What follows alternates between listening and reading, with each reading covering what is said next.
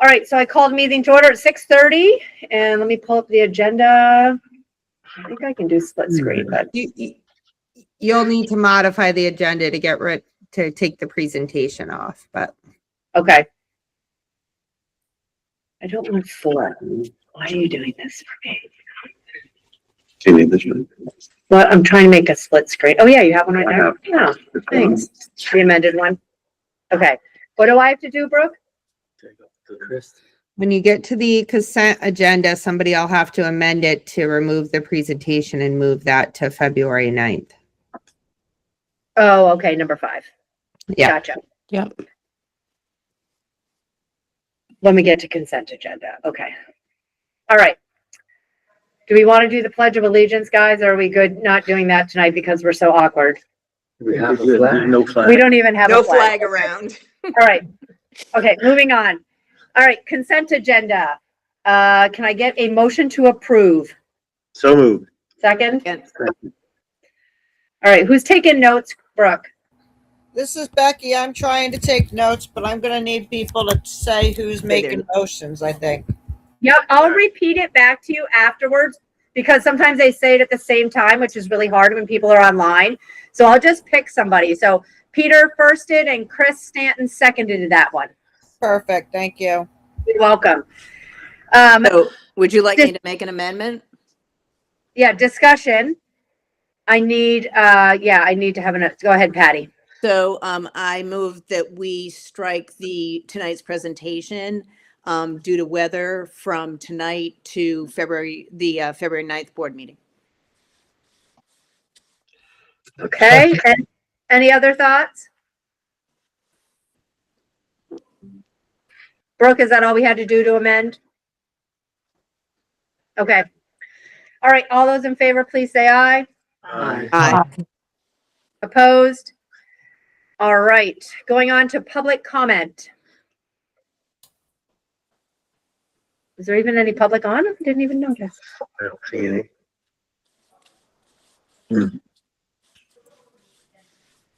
All right. No public comment. All right. Warning for FY27 school budget action. Did you print it, Chris? Yep. Okay. Thank you. I don't think I'm going to sign it in purple. I have a blue one if I need it. Yeah, no, I have a thing about purple. Let's not be signing anything in purple. I know. What are I thinking? Oh, I got a blue one. All right.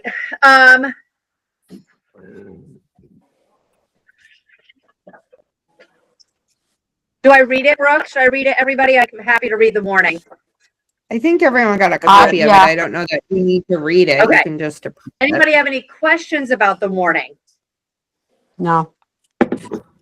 Okay, so I need a motion to accept the warning for FY27 school budget. I make a motion. I'll second it. So Rachel Casey firsted. I don't know if that's a word. Peter seconded. Any discussion about the warning? I'm going to remind you guys, it's the $11,967.71 per pupil education spending, which is 3.48% higher than the current year. And our budget is $32,509,789. All right, hearing none, all those in favor, please say aye. Aye. Opposed? All right, awesome. The warning passes. All right, tax rate discussion. So, I think that's a discussion, and typically every year we use the December 1st letter to give approximate tax rates.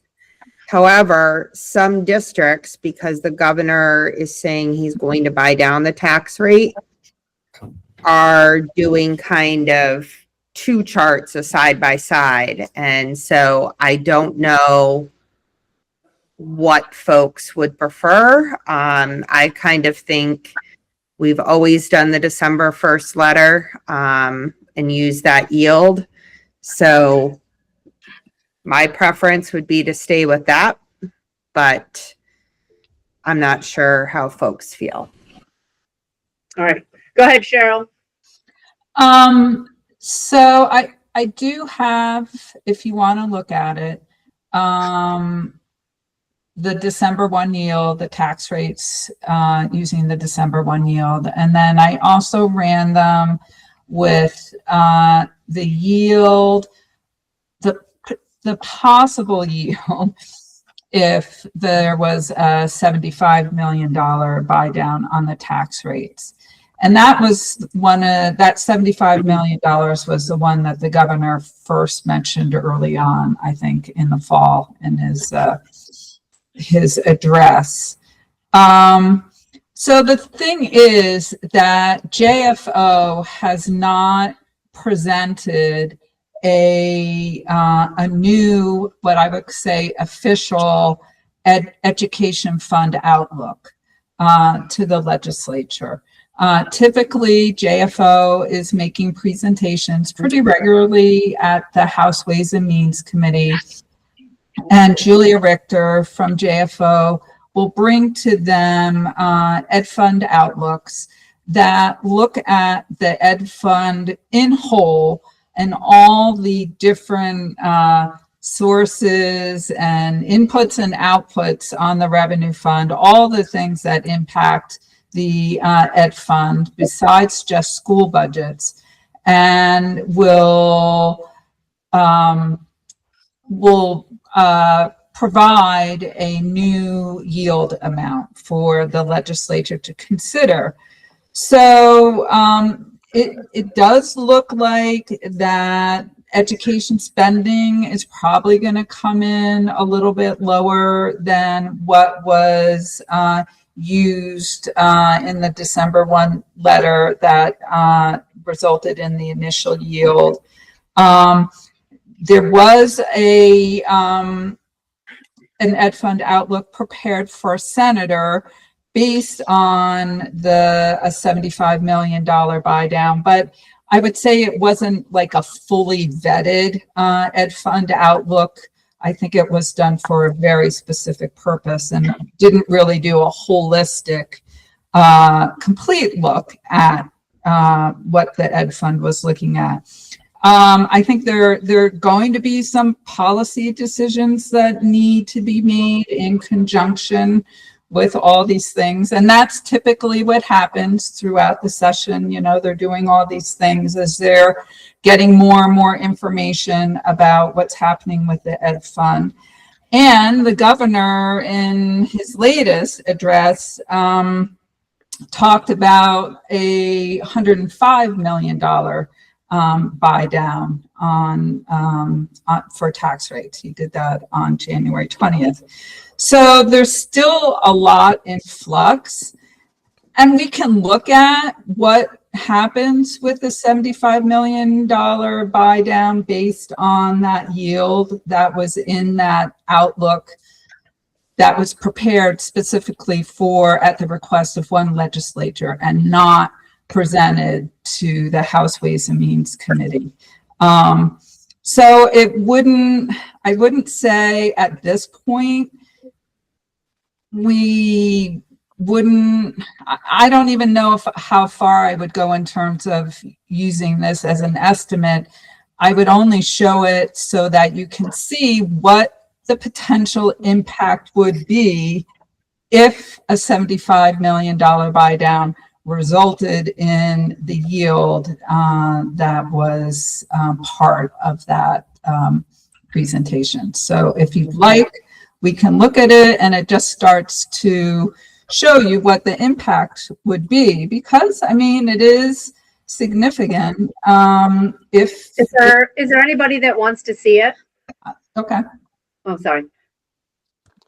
Is there anybody? Well, I don't know if I necessarily have to see it, but I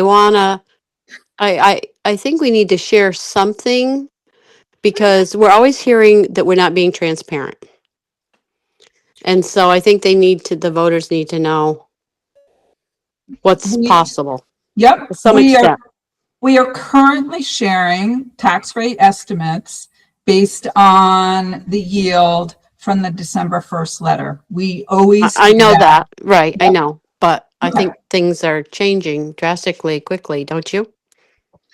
They are, Hopefully. but we don't have anything that's Concrete.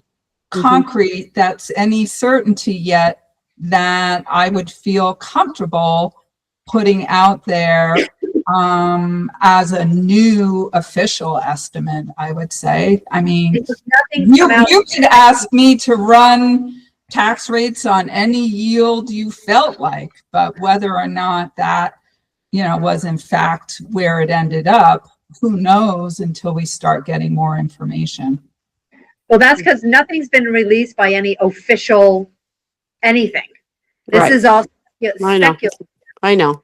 And so I think that's challenging because you don't, as we all know, as soon as something is announced, people grab it, right? 12% increase. That's what people talk about because it's announced. Mhm. I would hate for us to put something out there that would lead people to believe that that's what it is. And so that's my only fear is if you put out, sometimes you put out too much, and especially if it's not coming from anywhere that is official, that makes me a little nervous too. So that's just my thinking, but please, anybody else? Go ahead, And in Karen. this scenario, we're basically presenting the worst case scenario, right? Like, so we expect that the tax rates will get better. Right. Yes. I would agree that, if you put it out there and then something gets twisted a little bit and everybody's expecting a much lower impact, and the way politics are working these days, it could be held hostage over something, and then you end up with our worst case scenario, but everybody forgets that we presented the worst case scenario and they're expecting the better. So I'd rather put out the worst case scenario and then have things come in looking better. I mean, unless something really a lot more concrete comes out before the vote. Could we have a slide in the deck that's in case somebody brings it up, during our informational meeting, that we could bring it up and be like, well, hey, this is just for an example.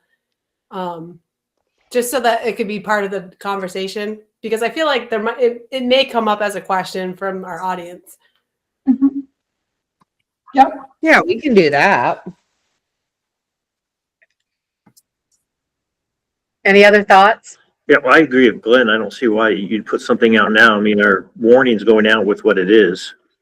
And then you put something out that's different than the warning, right? That's what we're talking about. Well, No. no, it's the tax rate. The just tax the- rate's not on the warning, so it doesn't Tax change the rate. warning. Yeah, it won't change the warning, the 75 or 105 or whatever they're Oh, talking okay. about. It'll just change our tax rates. Right. And that we won't know none of that will become clear until towards the end of the session, correct? Correct. Correct. Which is I mean- May. Last year it was June, but yeah. June. Yeah. I mean, there have been years, I mean, it's a kind of a process. And I think so that, for example, the AOE just put out the data collection that they send out to districts for everybody start reporting to them what we expect our education spending to be. So like very early on, September, October, they ask everybody, where do you think it's going to come? Now, everybody's got, 90% of districts, I would say, have a pretty good idea of what they're doing. And so they'll get another reading from us in early February. That information is accessed by JFO and the legislature, and that starts to, become part of that Ed Fund outlook. And I think there's some things with grant lists, and again, inputs and outputs start to solidify, and kind of just like our budget process where we have better information as we go through the process than we do at the very beginning. It's the same kind of thing. Personally, I would say I agree. Can you hear me? Yep. I would agree with what everybody says. I think that to Sue's point, I agree that we need to be transparent around this particular topic. I think that people have so much information about this topic from a statewide standpoint that it's confusing anyway. And so trying to give them more information that is not necessarily what will be, it's as true as it can be today, but we don't know exactly what it will be, is going to confound a lot of people's thinking. So although I agree with that principle in general, I don't think it would be good for us right now. All right. Any other thoughts? So to summarize, we will have a slide ready in case the public brings up that part of the conversation and would like to know how it would affect what's happening here in Slate Valley. But other than that, we aren't going to put anything out there in our presentation. Okay. All right. That's right to me. All right. Sounds good. Committee reports. Moving on to committee reports. Building and grounds. What happened today? Okay, we had a meeting today. Basically, we were going over what's happening at the high school for the heating system and the bid that we approved at the last meeting. We asked for $200,000 more. So Chris just went over showed us what's being done. It's just basically we're putting hot water pipes in so we can transfer hot water to other parts of the school and vice versa. So that if a boiler goes down somewhere or something like that, we're all set. And we went over just some other small things like the boiler in Orwell School we think needs to be wants to replace sooner than later because it's giving troubles. It went off a couple times over the weekend. Chris had to babysit it, Patrick too. We looked at the elevator really quick. That's supposed to be going out to bid pretty soon. So we're hoping to have answers on that so that it can get done before school starts next year. Basically that was it. All of our major projects are done for this year. So we seem to be in good shape. Any questions for building and grounds? All right. Janice, are you on there for policy? I am, yeah. We had a pretty brief meeting today. We just had one policy to talk about, which was the new cell phone policy, B9, based on the new state law that goes into effect July 1st. And so we are warning that policy tonight. So that so we won't be able to, because of the February calendar, we won't actually be able to adopt it until the March meeting. But we want to be able to do that for Brooke so that she has time to then work with the administrators to get, procedures in place so that they're ready for that new law in July. And I think we'll have some policies to go over at the end of March in our next meeting based on just some new changes because of the administration. But that's about all we talked about tonight. All right. So you're making the motion, Janice, to warn B9? Yes, I'm going to make a motion to warn policy B9. Can I get a second? I'll second. All right. Rachel Casey seconded. And I just want to again say, you guys are going to get this obviously in your March paperwork, but remember, this is the policy, not the procedures. So once we pass the policy, then Brooke will work on procedures. So if anybody has any questions about procedures that are going to, things underneath the policy, give it a little bit of time. And I'm sure Brooke would be happy to answer kind of what they come up with as a team. But we don't have those yet. So it is definitely a policy, not procedures. Just want to make that clear because I know this can be a very kind of a touchy policy. All right. Any other questions? All right. All those in favor of warning policy B9 cell phone usage? Aye. Aye. Thank you. Any opposed? All right. Awesome. Thanks, Janice. Yep. All right. Executive committee was me. So the executive committee met at the end of January. And I wanted to remind everybody a little bit about, or remind everybody kind of what we're doing about Brooke's evaluation. So Brooke was just evaluated last year, April right? So to evaluate her in the fall or go through any kind of like formal process seemed a tad redundant. So this year, what we did is we took her goals. We talked about her goals. She wrote up a nice little reflection of her goals. Then we are going to write, I'm writing and then sharing with the executive committee kind of our response to that. And then once the executive committee approves that, then we'll bring it to you guys for a thumbs up or a thumbs down, whatever. We'll go into executive session and talk about it. But we're going to be bringing to you guys an evaluation, just a written evaluation from just our perspective. And then as soon as we reorganize and we have a new executive committee after reorganization, we'll come together pretty quickly in April and talk about how we're going to evaluate the superintendent next year. Talk with Brooke and talk about how we're going to do that. So I just wanted to let you guys know that that's going to be coming your way at the February 9th meeting. You should be seeing that. Any questions on that?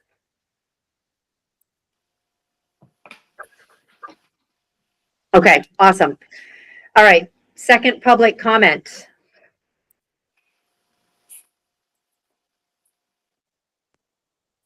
I don't see any hands up, right? I would say them. All right, awesome. All right, we need an executive session for personnel with just you, Brooke. Yes, but we will be coming back out to this link to make a motion. You will be. Okay, all right, perfect. So can I get a motion to go into executive session? So moved. So Peter first and Rachel second. And so we are going into executive session. So everybody switch links, please. But we'll be back into this one to take action. I really don't know how to do that. How do you like that? So Where do you I- have, Lisa sent you a Okay. A separate, okay. All right. I'll try to find that. Lily, are you talking to us? You guys can't hear me because No, you've been muted the whole time. right? Because Chris didn't have the little owl on because I was like, no, I don't need the owl. I'll just do it myself. Okay, back up. Take two. All right.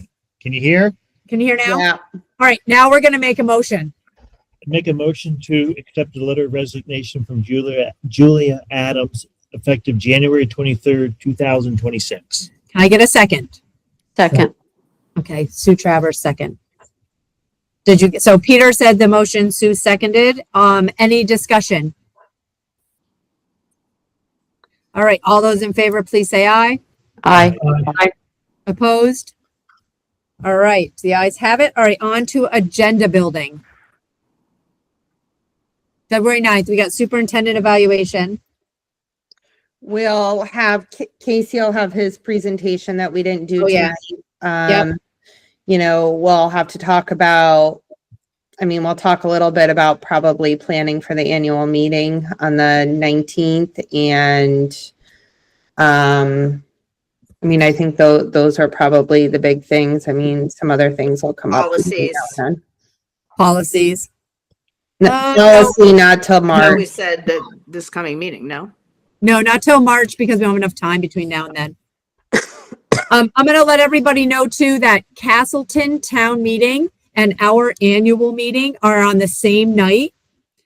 So I am going to be at the VTSU Castleton at 6:00 to give my little spiel to my town for 15-20 minutes. And then I will run over here, do this one. And then when this one's done, I'm going to run back and see if there's any questions because they usually go a lot longer than we do.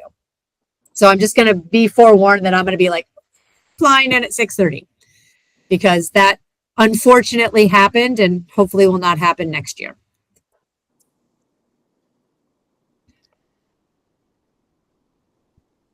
All right. Anything else? All right. Motion to adjourn. So moved. All right. Second. I got Peter and Rachel over here firsting and seconding. All those in favor, please say aye. Aye. All right. Opposed? I didn't think so. Stay safe, everybody, and stay warm with all this awesome fluffy snow.